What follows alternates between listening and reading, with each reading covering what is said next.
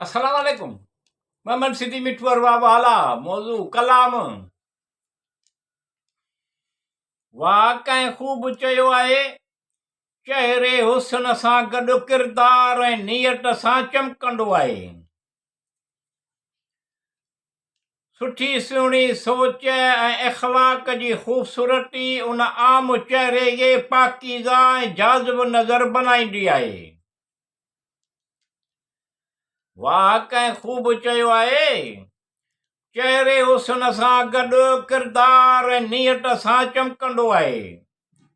सुठी सुहिणी सोच ऐं इख़लाक़ जी ख़ूबसूरती उन आम चहिरे खे पाकीज़ा ऐं जाज़िब नज़र बनाईंदी आहे। जहिड़ी तरह गुल में ख़ुशबू हूंदी आहे ऐं ख़ूबसूरती हूंदी आहे,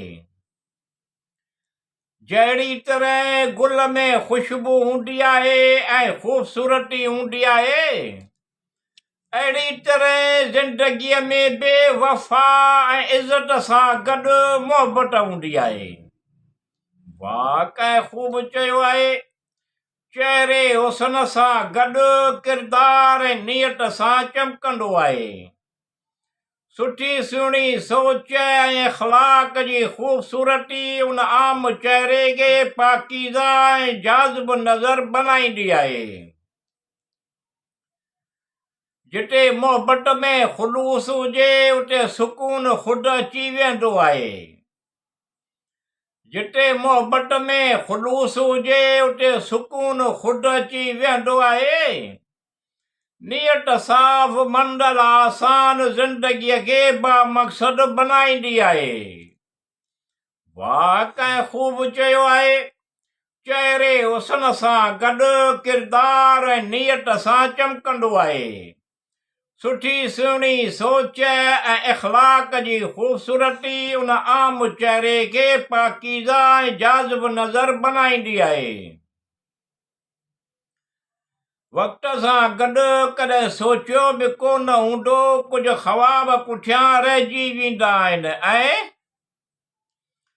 वक़्त सां गॾु कॾहिं सोचियो बि कोन हूंदो, कुझु ख़्वाब पुठियां रहिजी वेंदा आहिनि ऐं कुझु हक़ीक़तूं साम्हूं अची वेंदियूं आहिनि। अमल इंसान खे समझदार बनाईंदो आहे।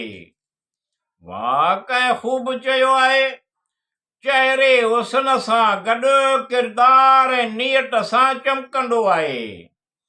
सुठी सुहिणी सोच ऐं इख़लाक़ जी ख़ूबसूरती उन आम चहिरे खे पाकीज़ा ऐं जाज़िब नज़र बनाईंदी आहे।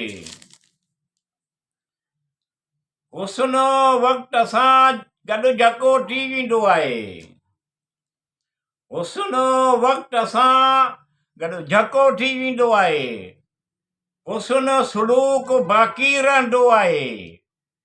वाह कंहिं ख़ूब चयो आहे, चहिरे हुस्न सां गॾु किरदार ऐं नियत सां चमकंदो आहे।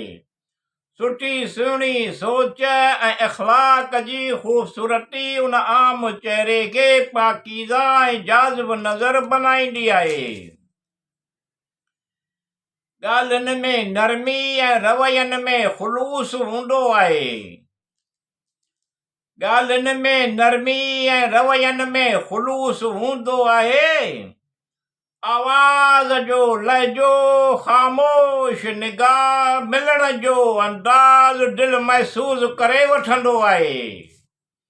वाह कंहिं ख़ूब चयो आहे, चहिरे हुस्न सां गॾु किरदार ऐं नियत सां चमकंदो आहे। सुठी सुहिणी सोच ऐं इख़लाक़ जी ख़ूबसूरती उन आम चहिरे खे पाकीज़ा ऐं जाज़िब नज़र बनाईंदी आहे।